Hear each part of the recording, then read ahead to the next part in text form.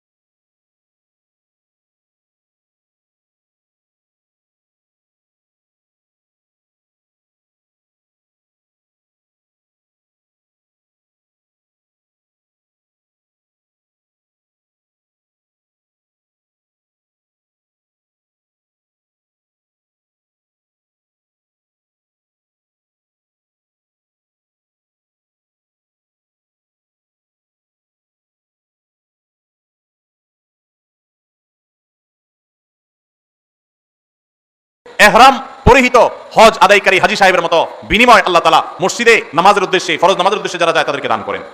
মা বোনরা একই সওয়াব লাভ করতে পারেন, তারা বাসায় নামাজ পড়েও যদি তারা তাদের বাসার মাহরাম পুরুষদেরকে, তাদের প্রাপ্তবয়স্ক পুরুষদেরকে, ছেলেকে, স্বামীকে, ভাইকে, বাবাকে যদি মসজিদে তারা পাঠান, একই সওয়াব তারাও লাভ করতে পারেন। আল্লাহ তাআলা আমাদের সবাইকে আমলটাও করার তৌফিক দান করুন। 5 নম্বর আমল হলো মা বাবার সেবা এবং খেদমত করা।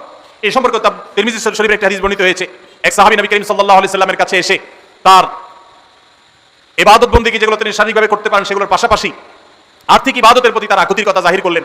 নবী করিম সাল্লাল্লাহু আলাইহি সাল্লাম সাহাবীকে পরামর্শ দিয়েছেন, তোমার মা বাবা, তুমি যদি তাদের সেবা করো, তাদের খেদমত করো, তাদের শুশ্রূষা করো, তাদের প্রতি ইহসান করো, তাদের যে কোনোভাবে তাদের কল্যাণ সাধন করার চেষ্টা করো এবং তাদের সেবায় নিজেকে নিয়োজিত রাখো, আল্লাহ রাব্বুল আলামিন তোমাকে হজ আদায়কারী ব্যক্তির মতো সওয়াব দান করবেন।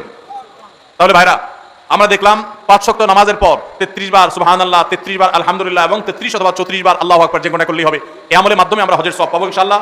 ফজর নামাজের জামাত আদায় করার ফজর নামাজ আদায় করার পর সূর্য ওঠার 15-20 মিনিট পরে ওই পুরো সময়টুকু বসে বসে জিকির আজকার, কোরআন তেলাওয়াত, দ্বীন শিক্ষা এগুলোর মধ্যে মাশগুল থেকে এরপরে উঠে যদি আমি 2 রাকাত নামাজ পড়ি, আল্লাহ তাআলা হজের সওয়াব দান করবেন এবং উমরার সওয়াব দান করবেন।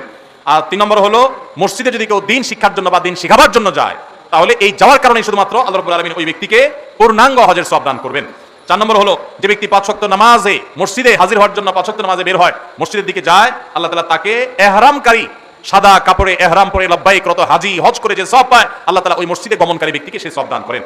এবং 5 নম্বর হলো মা বাবার সেবাকারী ব্যক্তি। ভাইরা আমার, এই 5টা আমল আমরা অনেকগুলোই কিন্তু করি, কিন্তু এই সওয়াব লাভের আশা আমরা করি না। আজ থেকে আমরা এই সওয়াব লাভের আশা করব ইনশাআল্লাহ। 33 বার সুবহানাল্লাহ, 33 বার আলহামদুলিল্লাহ, 34 বার আল্লাহু আকবার যখন 5 ওয়াক্ত নামাজের পরে করবেন, তখন আপনার এই আশা থাকবে যে এর মাধ্যমে হজের সওয়াব লাভ করব। আবার যখন এশাকের নামাজ পড়বেন, ফজর নামাজের পরে নিজ জায়গায় বসে জিকির আজকার করে, তখন আপনি আল্লাহর কাছে হজের সওয়াব পাবেন, সেই আশা রাখবেন। আবার যখন মসজিদে কোনো দিন শিখার জন্য যাবেন, এই আশা রাখবেন যে আল্লাহ হজের সওয়াব দিবেন, পূর্ণাঙ্গ হজ।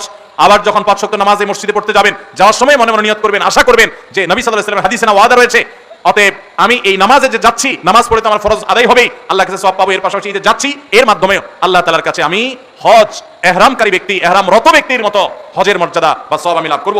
এবং মা বাবার সেবা করার সময় একই নিয়ত করব। আমরা যখন নিয়ত করব এবং এই আমলগুলো আশায় করব, আল্লাহ রাব্বুল আলামিন আমাদের সবাইকে দান করবেন ইনশাআল্লাহ। সবাই আমলগুলো করব তো ইনশাআল্লাহ। তাহলে হজ আমরা যারা করতে পারছি না, তারা হজ আমরা করার জন্য সচেষ্ট থাকবই।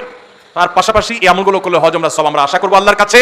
আর মনে রাখবো, এই আমলগুলো করে আপনি হজের সওয়াব পাবেন ঠিক আছে, কিন্তু হজ আদায় করার যে ফরজ আছে, ওই ফরজ আপনার এই আমলগুলো দিয়ে কুলাবে না। ওইগুলোর জন্য অবশ্যই আপনাকে বাইতুল্লাহ গিয়ে হজ আদায় করতে হবে। আল্লাহ তাআলা আমাদের সবাইকে কোরআন এবং হাদিসের সমস্ত নির্দেশগুলো, সমস্ত নিষেধগুলোকে মেনে চলার তৌফিক দান করুন। সবাই চেষ্টা করবো তো ইনশাআল্লাহ। পুরো মাহফিলে যত আলোচনা হয়েছে, যত বক্তব্য আমরা শুনেছি, উলামায়ে কেরামের মুখনিসৃত বক্তব্য, কোরআনের আয়াত থেকে, হাদিসে রাসূল থেকে, আল্লাহ রাব্বুল আলামিন তার সবগুলো আমাদেরকে বাস্তবায়ন করার তৌফিক দান করুন।